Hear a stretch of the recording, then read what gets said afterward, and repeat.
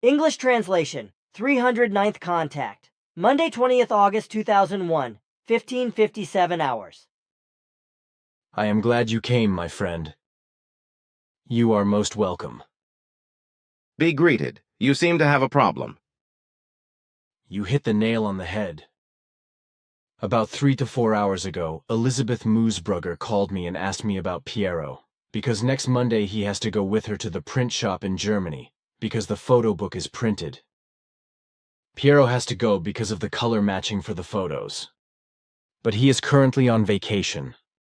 And since I told him he could go to the island of Pantelleria below Sicily in the Mediterranean, if he was looking for a quiet place, he is on his way there, or already there. But I cannot reach him because he could not leave a telephone number. Now I have the problem how to send him a quick message. So I think maybe you could help me. What do you think? How do you think I should do that?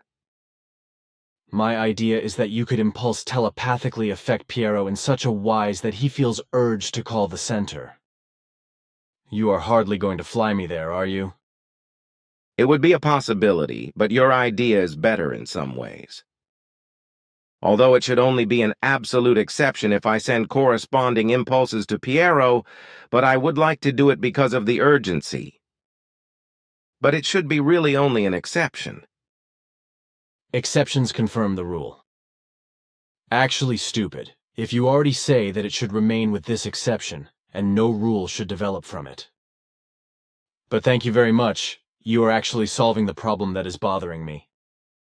So I want to get back into my flying apparatus to initiate the necessary things.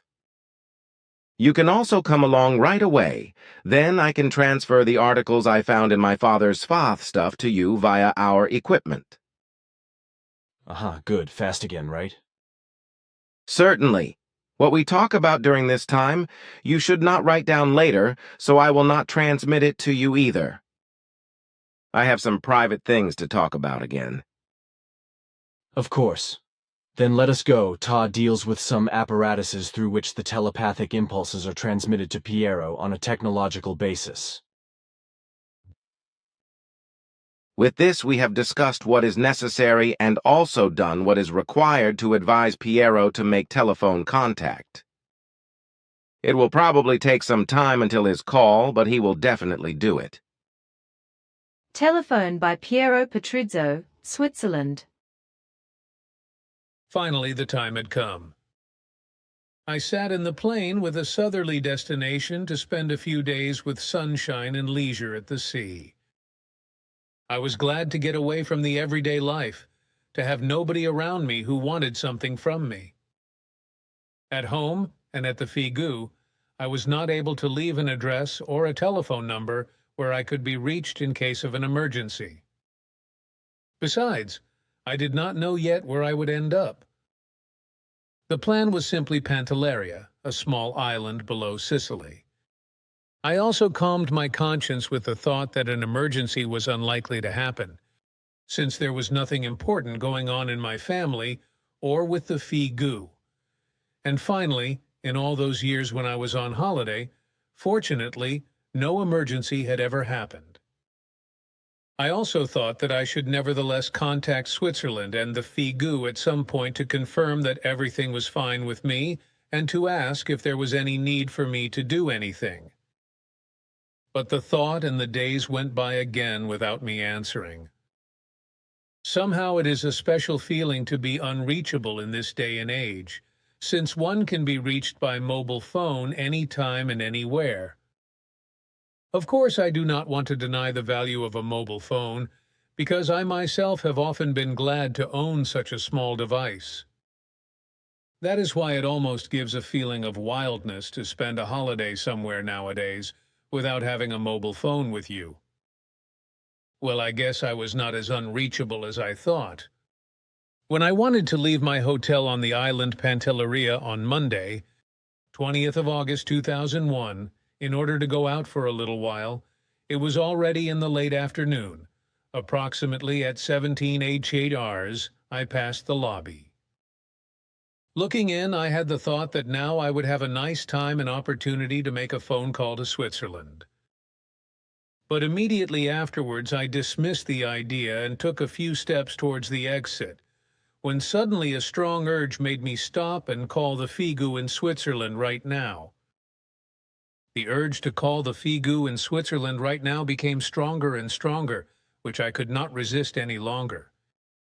So I went back to the lobby, picked up the phone and called the Figu Center, where Billy immediately picked up the phone, got in touch and said that he was very happy that I was calling, because he had an important announcement to make regarding the making of the photo book, as it was to go to press on the 27th of August, for which I was urgently needed for the color matching of the photos, so I should contact Elizabeth Moosbrugger by phone. She had instructed him, Billy, to inform me urgently about this, but he could not do so, as he did not know how and where he could reach me. So he contacted Ptaah, who he had a contact with on the 20th of August, as Billy then told me, so that he could send me telepathic impulses, so that I could report to the Figu Center as soon as possible, since the matter was very important and urgent, which it actually was. And obviously the impulse transmission worked very well and very quickly when I think of the urge that came over me to telephone. But I have learned one lesson from this, namely that in the future I will adapt to the present time and always have my mobile phone with me so that I do not have to be reached again in an emergency via elaborate detours, which are not at all self-evident and were only taken as an exception because it was a missionary matter of an urgent nature. I am convinced of that. Quite dear thanks for your effort. Now, one more question. Look here. This is a photo that Elizabeth Gruber took at about 16:30 hours at the Belvedere Palace in Vienna on the 26th of July, 2001. In my opinion, this object should be Zaphanat Panayich's ship. You also told me that it was cruising around over Vienna, etc. when Elizabeth, Joseph, Barbara, and Andreas were there. What do you think? Is this really Zaphanat Panayich's ship? It is likely his flying apparatus, yes. Fine. Everyone is happy about it. Was it the intention that his ship could be photographed? It must have been so. There is also a permit for such an action because it was decided that we would meet again from time to time and have ourselves photographed. However, this should not be too frequent and should not become a habit. Nor will we allow such good photographs to be taken as you were given the opportunity to do so. UFO or beamship sighting by Elizabeth Gruber, Austria. On 25th of July 2001, Barbara Harnisch, Andreas Schubiger, my husband Joseph and I started our spontaneously planned sightseeing tour to Vienna. As Vienna has numerous sites, we had to complete a full program in the 4 days available to us. As also the weather fortunately showed itself its pleasant side, the whole thing turned out to be a successful city holiday, as we happily summed up on the return trip. Of course, the camera was also actively used. On the third weekend in August, I showed some of the core group members the photos taken by Joseph and me in the Simyase Silver Star Center. With regard to a small dark spot on one of the pictures, Barbara said that it looked like the one on one of her pictures, which then turned out to be a UFO or Beamship Bulletin number 29, UFO report by Barbara Harnisch. Barbara's relevant experience and also the constant quiet hope, which I share with all group members, that one day we unexpectedly took a picture of a ship, made us take immediate action. Equipped with a magnifying glass provided by Barbara, we examined the point in question, and lo and behold, very clearly and undoubtedly the outline of a UFO came to light. After we immediately told Billy about our discovery, he also confirmed after a thorough examination and enlargement by means of a professional enlarger, we have been informed that it is most likely Zaphanat Panayich's beam ship from the Pleiaren. This was confirmed to Billy a few days later during a contact. Vienna, 26th August 2001. Zaphanat Panayich's ship above Belvedere Palace. Photo Elizabeth Gruber.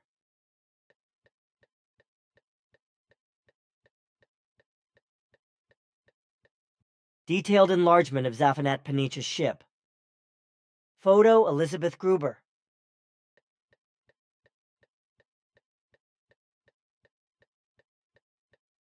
Of course, I immediately picked up the phone to tell Yosef the pleasant surprise that he was not only photographed by me together with the Sphinx in the garden of the Belvedere Palace, but also with a UFO, that is to say, beamship of the Pleiaren. It took a while until I became fully aware of the fact what a very special souvenir I had taken with me from Vienna. Zaphanat Panik gave me a great pleasure with it, for which I thank him very much. Of course, but thank you very much anyway. Then I have a question regarding the term sacrifice. Last Saturday we talked about it at the spiritual lesson, where I explained what you gave me in terms of clarification, namely that the original term for this word comes from the Old Lyran language and means destruction in its value. Unfortunately, I have lost the original word, and besides, today the word value of the term sacrifice is interpreted completely differently than it was given in its original value. The modern German concept of sacrifice is based on a modification and alteration of the Old Lyran word offeronian. From this, the falsified Latin term operare arose, which means as much as to work.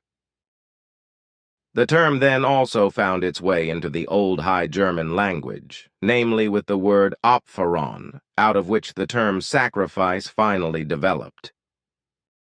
Through religious falsifications, the value of the concept was transformed into a cultic act, through which a devotion to a god or idols, etc., is to be carried out, namely by sacrificing something, like, for example, fruits, vegetables, animals, or even humans, which are burned and or killed, whereby the blood or the heart of the victims, at least earlier, played a very important role. But even today, such bloody sacrificial rituals still exist on the earth, both in relation to deities and to Satan. However, the term sacrifice is also used in the form of a sacrifice on the earth.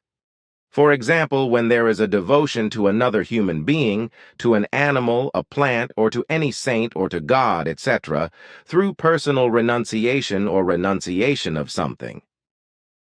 A sacrifice can also be made by giving money as a gift or a donation, or by taking over and doing unpaid work. The term sacrifice is also used in relation to homicide, murder or misfortune, traffic accidents, etc., or when parents or other persons are concerned with the welfare or education of children. The new possibilities for the term victim are not exhausted yet because there are still many of them. In its original basic value, however, sacrifice actually means destruction in some wise. To stand up for children or old people could be called devotion instead of sacrifice. Certainly. For all manifestations that are connected with the term sacrifice, there are other and very fitting terms that clarify the facts of the case. For many humans, the word sacrifice also has a very bad sound, without them being aware that the word value actually means destruction. But somehow the human beings do notice that. That should be enough. My tasks call me. Of course, I do not want to keep you any longer. I just want to say that I am going to take the articles you have had me record and recall and write each one down for myself. Not all in one piece, because I want to use them as an article for the Wassermannsite magazine. However, this will result in some blank paper, which is not a bad thing. That is your concern. Please give me the material you made for us. I will pick up the new questions I have brought to your attention as soon as you have finished. Then goodbye until then, dear friend. Take care, Salome, and see you soon. Also, do not forget to submit the first supplementary contact meeting conversations. Thanks for that, by the way. Take care, then. Affection. Affection is a very beautiful word, and in its term, the meaning of an embracing connectedness. Through affection, a person connects with another. He or she is inclined to and towards him or her thoughtfully, in a feeling-based wise, and in a spiritually fine feeling-based manner. In this form, a relation and connection is expressed, which anchors in a continuous harmonic stirring. It is up to the individual human being whether he or she wants to remain in this stirring and thus persist in his or her point of view or not. But where an affection arises, there also arises a certain form of love, which in turn means stirrings, because sensations or feelings of one person make their way to another. So, feelings and spiritually fine feelings gravitate towards another person according to their kind of love. And in this stirring, when two humans gravitate towards each other, they can find each other in their spiritually fine feelings as well as in their thoughts and feelings, somewhere in the middle or at the points of exit. And only when a real affection has come about and a true stirring has taken place can a real encounter take place in connectedness. Because only through the affection, an understanding for the other human being arises, in which one sets out on the way to the other. Niederflex Bulak CH, Sunday, 3rd February 1946, 10:23 hours. Eduard, 9 years old. Relationship. Life always offers surprises, both in and with human beings, in life and in nature. These surprises are continuous and change from hour to hour, from day to day, from week to week, from month to month, and from year to year. Again and again, new things appear, others disappear. Some things are beautiful, good, and loving, others bad, unattractive, and hateful. Humans become aware of many things, but they do not recognize many things. He or she sees many things with their eyes or perceives them with their other senses. But other things remain hidden from them, and many things lift them up to the highest heights, while others throw them down into abysmal depths. This is especially the case in the relations from human to human, for they are constantly changing. Many relationships are subject to becoming and passing away because they are built up in impermanence, the end of which is pre-programmed. Other and good, profound relationships, however, built and cultivated in true love and connectedness, anchor in trust and reverence, according to which their change lies in their expansion and deepening, and thus in a liveliness which produces constant growth, love, and harmony. A true relationship in true love and connectedness is, for the human being, like a never-exhausting cornucopia and at the same time like an aegis protection, whereby the whole relationship, love and harmony as well as peace, happiness and freedom are protected. In every true relationship, each person decides for himself or herself what should grow and prosper in it, what intimacy is given, and how the intimate minutes and hours are shaped in togetherness. Although even the most intimate relationships can be attacked from the outside through unfavorable ones, there is no chance of vulnerability, so attempts to proliferate negative or evil intervention attempts from the outside can be overcome with ease through the real and true relationship. Attacks from outside by jealousy, hatred, revenge or ill will, etc., work like rampant weeds that break through any hard ground with extreme strength. But if a true relationship is given in loving form and reverence, no malicious attack can break through the protection of the relationship, and consequently, no harm can be done. A true relationship is also built on responsibility and its fulfillment, and it needs care as much as love itself, peace, harmony, and freedom. It must be constantly nourished by taking and caring for the time necessary for it to nurture one another and togetherness among people who are in a relationship. This also means that clarifying conversations have to take place, as well as entertaining and nurturing conversations. Frustration and misunderstandings have to be resolved and cleared up, whereby in the best true relationship, thunderous differences of opinion are sometimes unavoidable.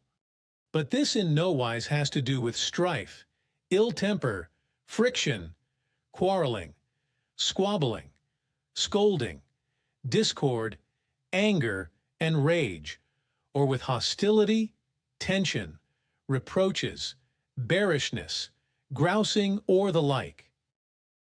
A relationship changes constantly and inexorably, but to prevent it from simply passing with time and becoming uninteresting, it must be constantly nurtured and kept alive. This means, however, that something new has to be introduced into the relationship again and again, and that it has to be constantly developed further in order to maintain its continuity.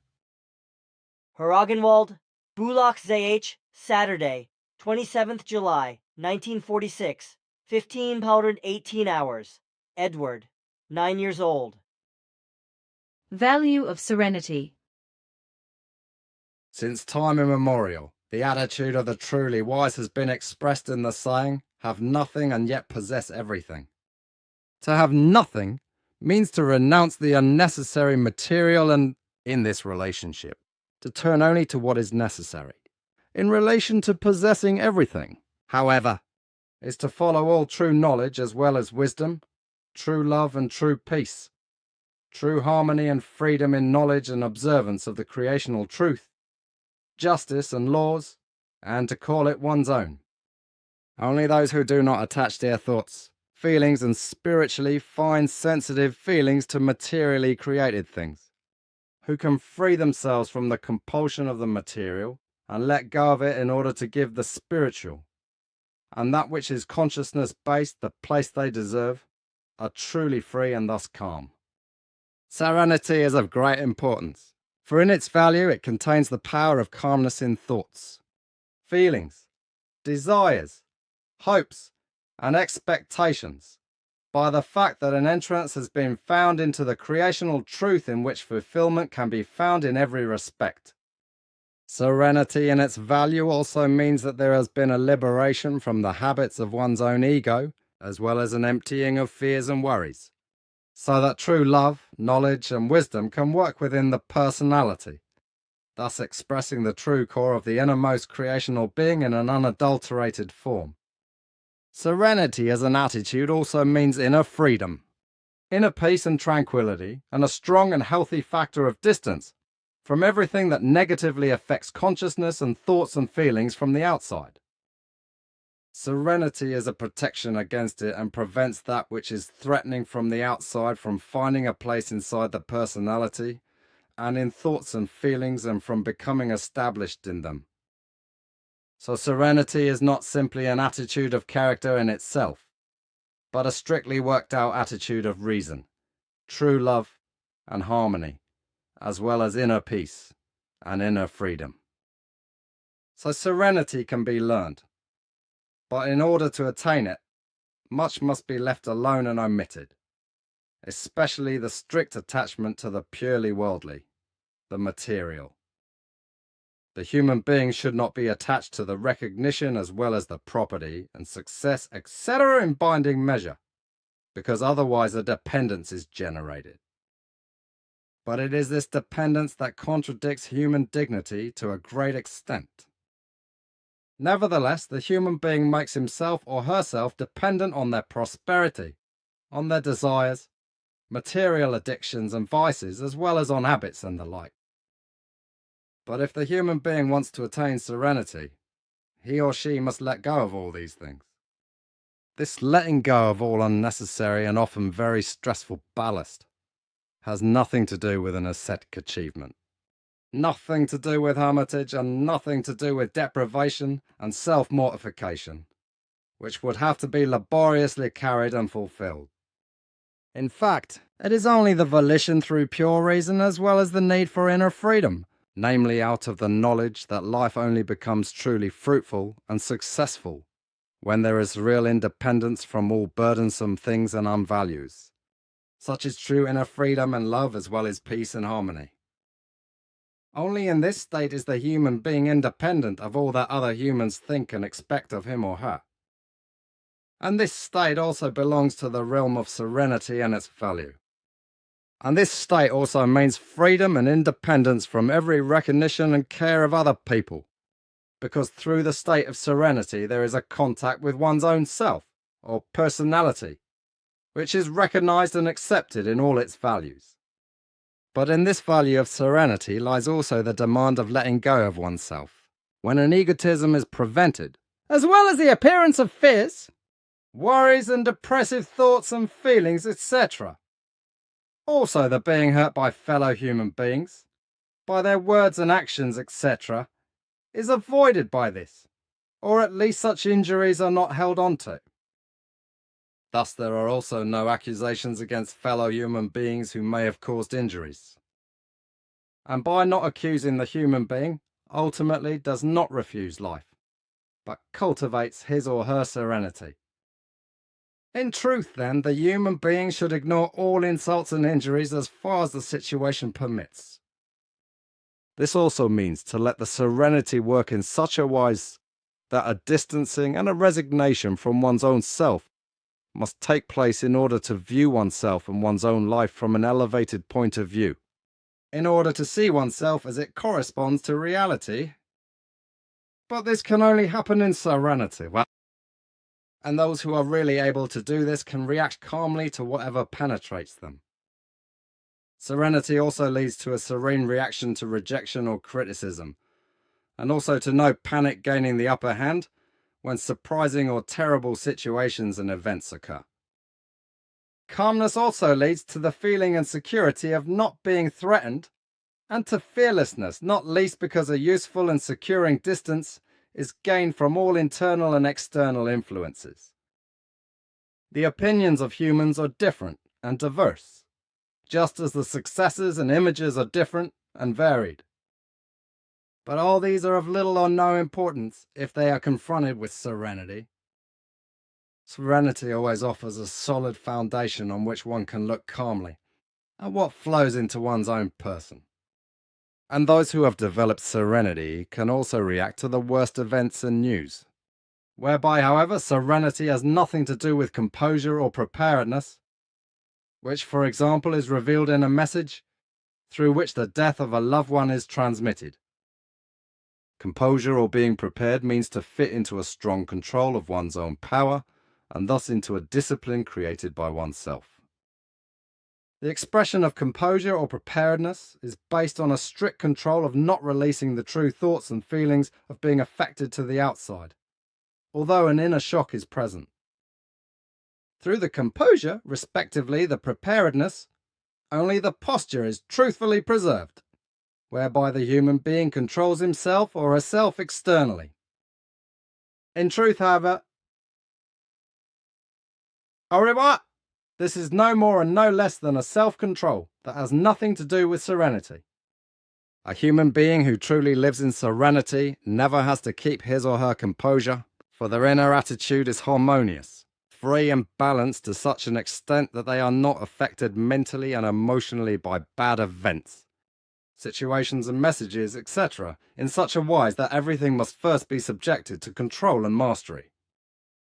For a human who lives in serenity is clearly aware of the things that life inevitably brings with it and which no human being is able to avoid.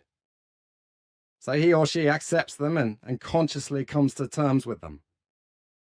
Thus nothing can throw him or her off course, which gives them an absolute inner freedom and vastness, the basic condition of which in turn is serenity. The truth of serenity does not lie in discussions that are often heated and often lead to arguments. Serenity is therefore also not anchored in the fact that through speeches and discussions, etc., a duty must be fulfilled and the conscience must or should be calmed down. The truth of serenity is also not found in the correctness or choice of arguments and words, because truthfully completely different values are of importance, namely the consistency with the reality of the truth itself. And precisely this is a sore point that gives humans insecurity and ignorance, because precisely what he or she considers to be real and absolutely true is, as a rule, nothing more than an expression of his or her own imagination and all that they make up for themselves as projections. Thus humans make their own images and ideas of truth without seeking and finding the real truth within themselves. Thus truth remains a book with 7 seals and completely incomprehensible to him, because they are unable to define it. But if they know about the real truth, then they will not withdraw, but will conduct their words and discussions in the knowledge of it, that there is only one truth. Even if for the individual human being, according to their own views, their insights and truths are always only relative. Consequently, all human beings can also have different points of view. But the teaching of the Spirit, the teaching of the truth, says that the human being also comes to the aid of this through real serenity, that they should not only cultivate their thoughts in an over-intellectual manner, but also through their feelings and through their rationality, whereby they should also hear the voice of their innermost creational spiritual being. Fert Nipple, Bulak ZH, Saturday, 8th of March 1947, 1640 hours, Edward, 10 years old. Wealth and frugality. There are very many humans in the world who are strongly religiously biased or who have turned to atheism, a purely secular ideology or a certain philosophy. But there are also those who are not devoted to ideology, but simply live into the day without worrying or feeling about life, the world, the creation, death or any other values, but whose whole thinking and acting is directed just towards the pursuit of mammon and wealth. But sooner or later it must be of importance to them, like all other humans, religious, sectarian, worldly ideologized and philosophical, to free themselves from the non-thinking of truth and its non-acceptance, as well as from greed and the pure pursuit of wealth, in order to become frugal, calm, and free. If the human being does not know frugality, then they will be more and more selfish, because they want more and more. And if they possessed the whole world, the solar system, or even the whole universe, they would still not be satisfied. But that in the human being himself or herself, in his or her humanity, in their thoughts and feelings and in their love, there is often bitter poverty. If no frugality is cultivated, but only wealth is pursued, that is not noticed. Nor does the loneliness in which the human being lives sink and atrophy. Non-frugal humans who only chase after wealth also live in poverty in such a wise that they can never know whether they are really loved by their fellow human beings when they feign to do so. Thus they live in their wealth and influence in constant uncertainty whether a fellow human being shows them real, true love, or whether everything, which is the rule with a few exceptions, only corresponds to a feigned, object-oriented love and affection, and corresponds to pseudo-love and pseudo-affection aimed at using and gaining wealth. So it is that the human and his or her being are rarely really loved, but only their wealth and influence or their exalted kind of notoriety or activity, etc. If, however, their wealth dwindles, then the false love they are given also disappears, as do all false lovers and false friends. They disappear like night birds, which shy away from the light when wealth disappears and is lost. This, however, is precisely the moment when true and good friends in true love would be dear to the rich human, because he or she needs them precisely in this situation of the loss of wealth, and is actually dependent on them. But this is not thought of by the rich during their enjoyment of their wealth, and certainly not by the skulking beneficiaries, whose love and friendship are of the wrong kind and only geared to profit and free riding.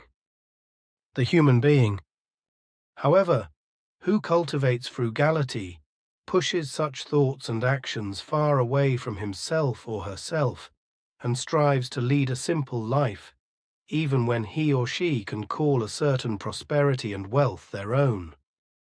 Thus, they remain modest and do not boast with their mammon, wealth and abundance, turning also to the values of true love, knowledge, wisdom, and true inner and outer peace, as well as freedom and harmony, and thus finding inner and outer happiness.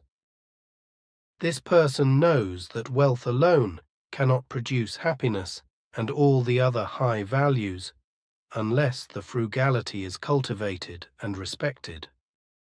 They know that money, fame, prestige, and wealth do not constitute the world and do not bring lasting happiness, and therefore do not constitute the meaning of life nor its goal, but that these high values lie in the consciousness-based evolution as well as in the fulfillment of the creational laws and recommendations, and thus also in true love. Bruderberg, Bulach ZH, Sunday, 10th August 1947, 14:38 hours, Edward, 10 years old. Modesty, self-esteem and esteem for others. Modesty is a value that arises from good and healthy self-respect, which in turn is anchored in a good character and in the virtues that must be nurtured.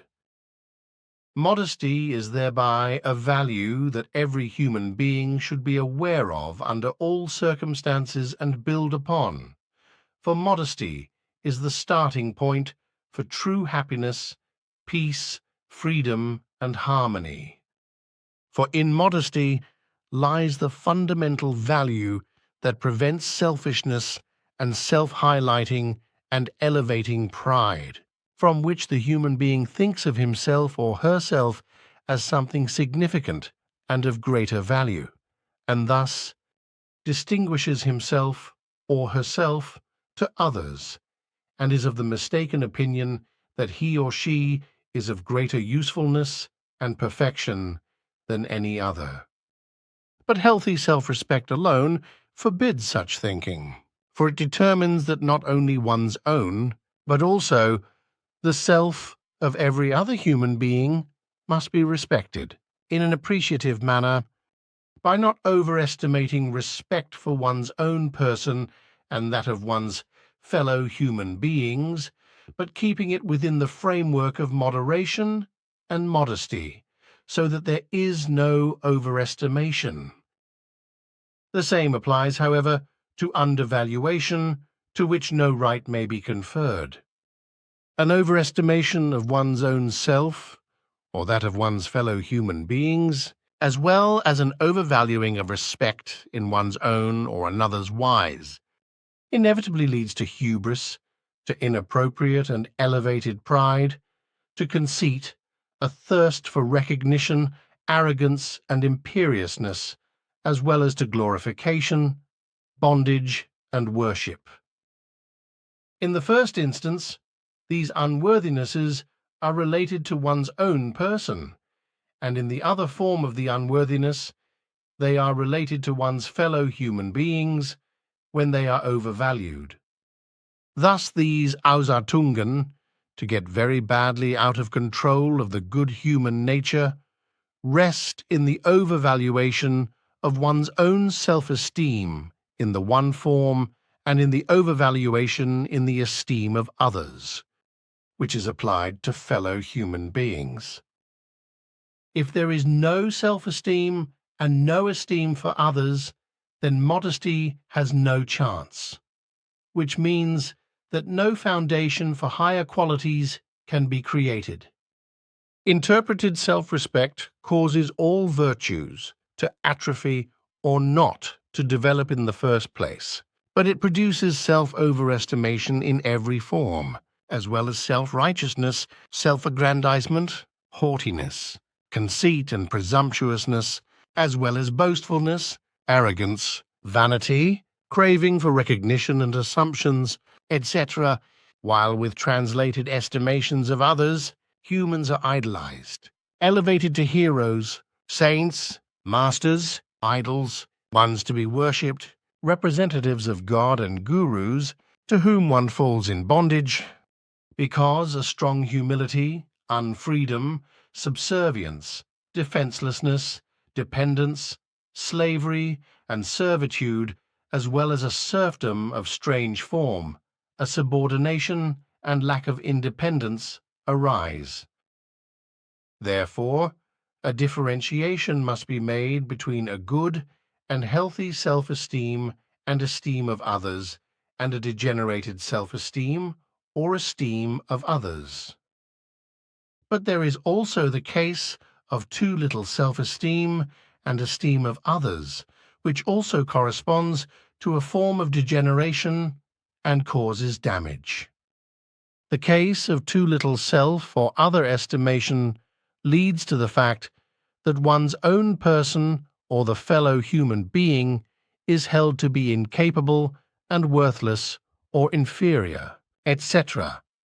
To disparage oneself or one's fellow human in this form, and to disparage one's abilities, virtues, thoughts, and feelings, as well as one's character and personality, etc., has nothing to do with modesty, however, which manifests itself in such a wise that inner modesty, as well as modesty shaped by thoughts and feelings and by activities and deeds, exists, and thus in a tempered modesty, in which self-conquest, modesty, contentment, restraint, patience, simplicity, self-indulgence, and unpretentiousness, as well as forbearance, economy, and tolerance, are also anchored, among many other positive values.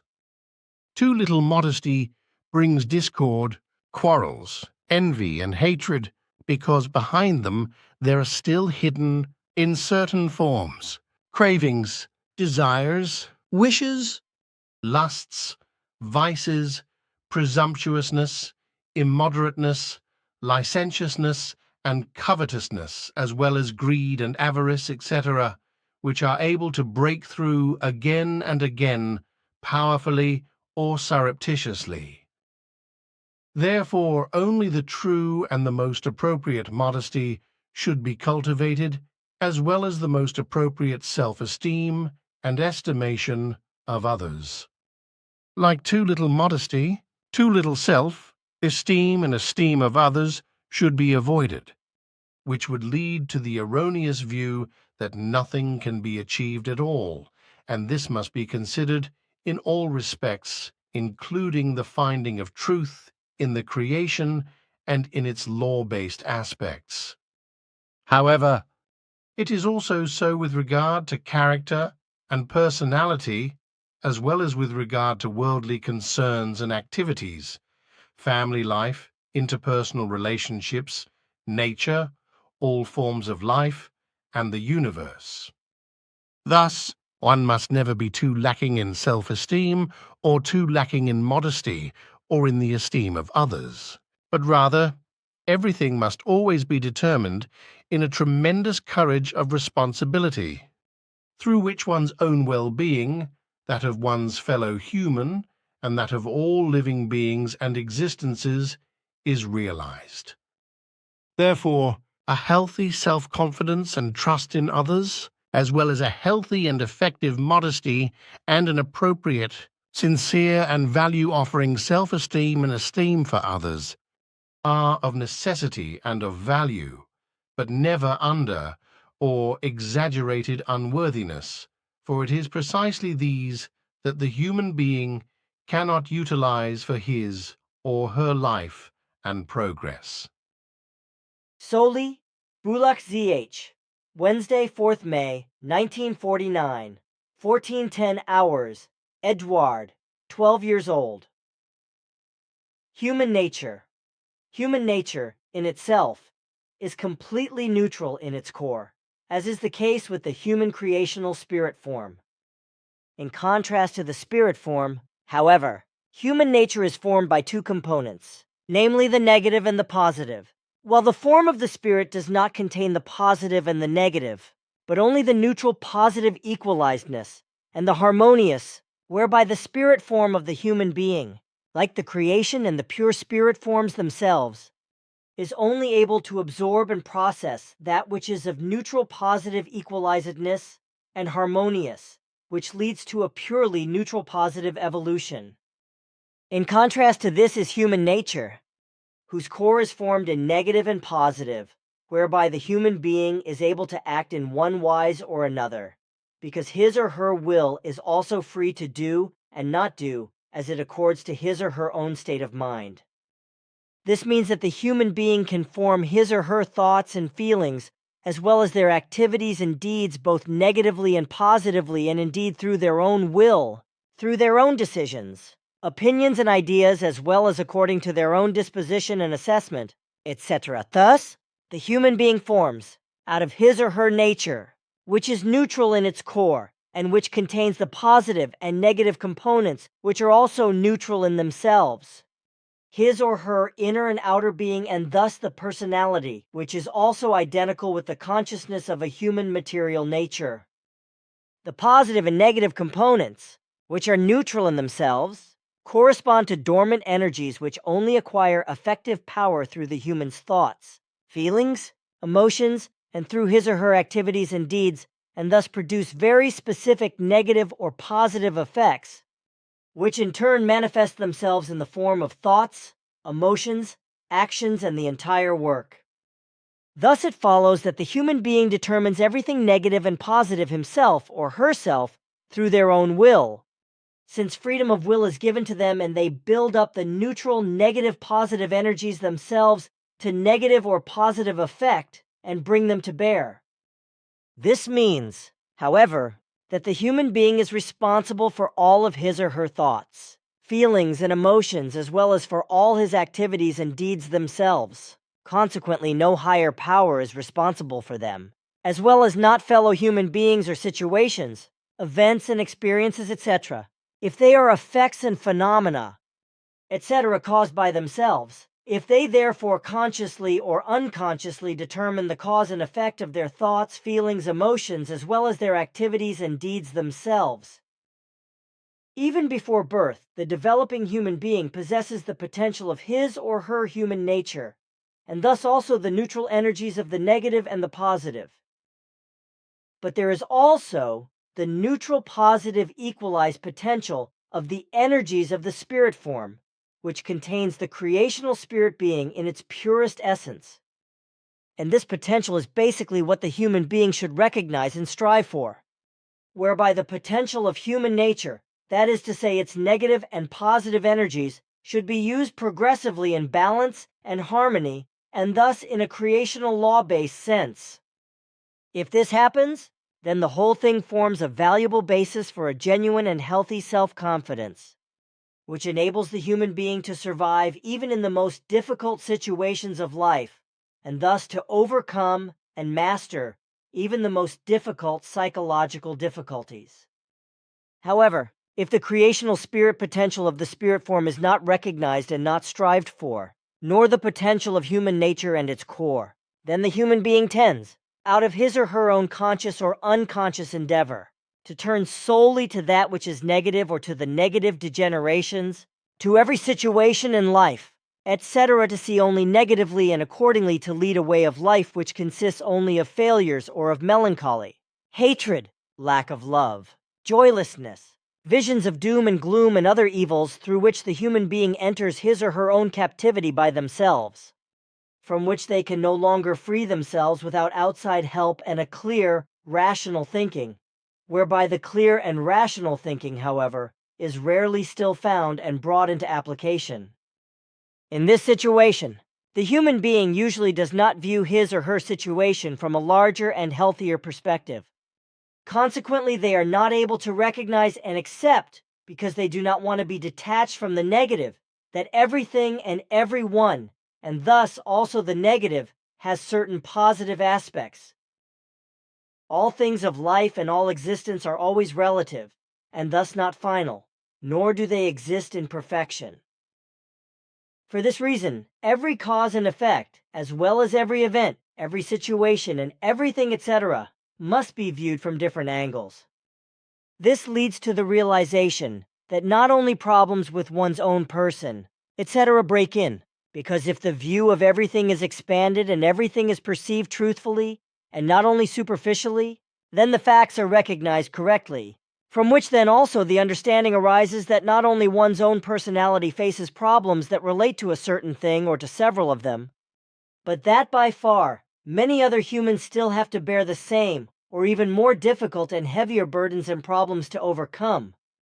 The realization therefore shows that the personal situation is not unique, but that other humans have to struggle with the same wrong and with the same agonies, deprivations, efforts, pains, suffering, anguish, tribulations, unsatisfactoriness, oppression, burden, toil, hardship, worry, distress, trepidation, poverty, grief, and affliction, as well as with the same sorrow, the same oppression and misery, and with the same need, dejection, depression, melancholy, and with many other evils. So there is no human being in the world who alone is unhappy, and whose condition and situation, etc., would be unique and completely hopeless compared to others, because everyone has their fate in their own hands, because everyone determines and forms it themselves, insofar as everything goes right and the human being perceives and exercises his or her self-responsibility. Regensdorf, ZH, Saturday, 3rd February 1951, 13:22 hours. Edgeworth, 14 years old.